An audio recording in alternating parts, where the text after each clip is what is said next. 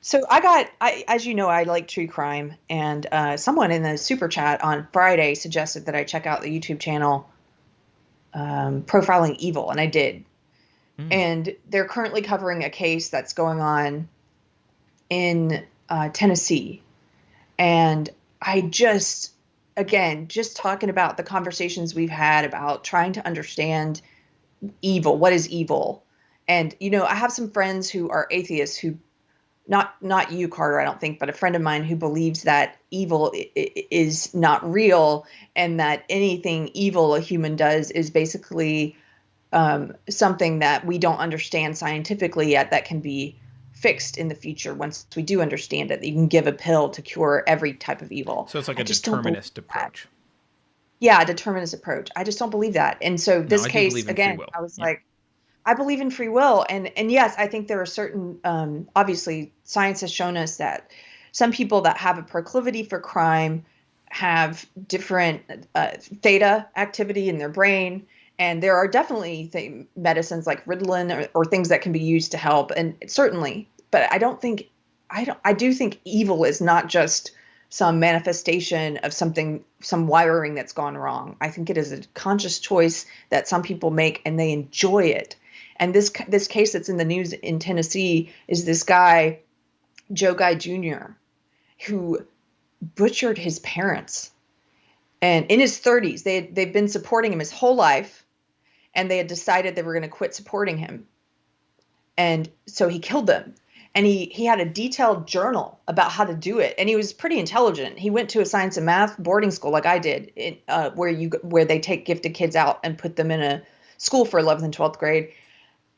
So it's not like some mental defect when it comes to intelligence.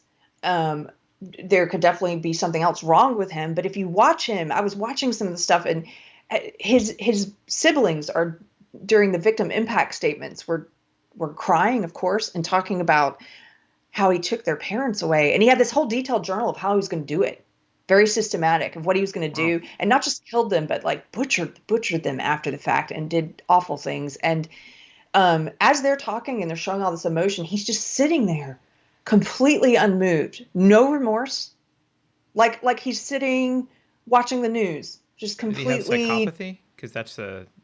Yeah, like probably psychopath, but I know this isn't a topical news thing, the kind of thing we usually talk about, but it is in the news in Tennessee currently, and maybe we have some true crime fans who are watching this. But I watched something like that, and it convinces me of that evil exists.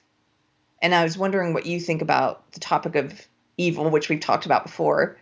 I mean, I don't think yeah, evil is how we categorize certain behavior. Like, I don't. Of course, evil exists. Like, yeah, you don't need. I get the determinists that are like, oh, it's just some crossed wires, and someday we'll be able to give them a pill. Okay, even if that were true, which I don't believe it is, even if that were true, that doesn't mean it's not evil. Like, like right, their actions are right, evil. And I would say in general I call actions evil that violate individual rights, and so that includes things like attempt to gain a value through deceit, which is lying, and includes things like stealing. Um, and then I have a lesser standard for things that are like mean but not evil necessarily, but like, and usually we call people evil who take pleasure in the suffering of others. Like, that's a form of sadism that we generally right.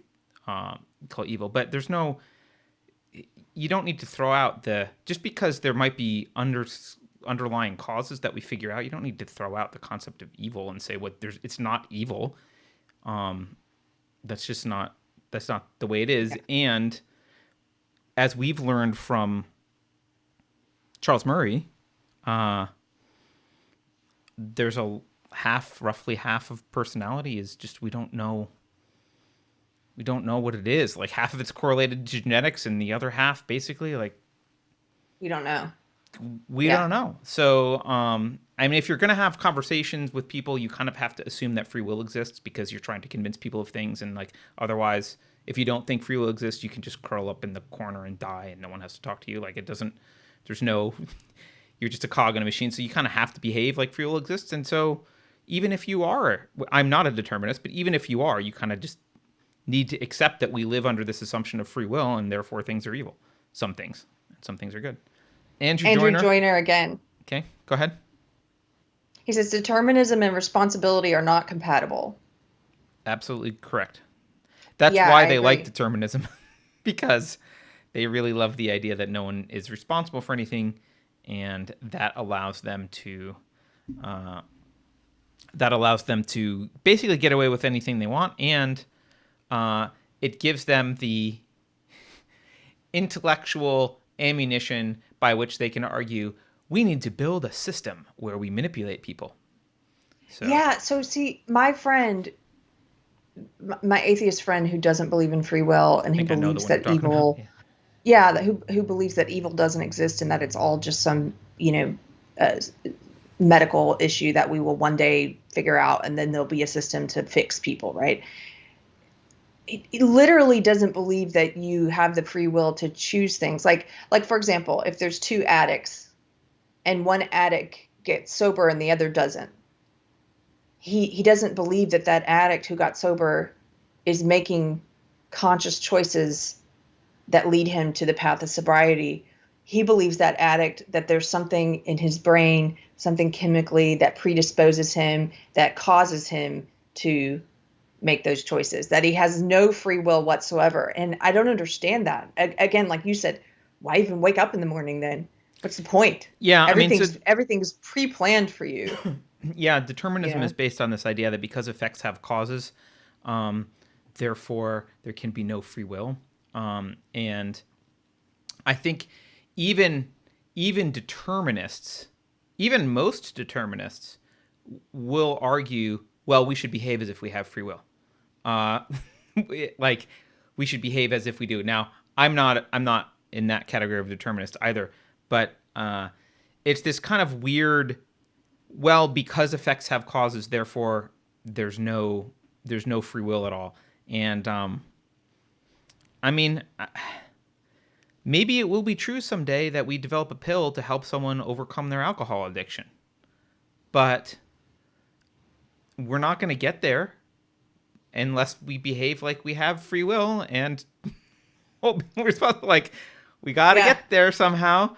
So I don't see even the point in arguing for this stuff because if someone's a pure determinist and they want to argue with something, you can dismiss them out of hand and say like, yeah, well, I'm not programmed to agree with you, so okay, the end. Like, like oh well, I don't I don't have the free will. yeah, I don't I have don't the have free the will to free change my will mind. required to change Bye. my mind.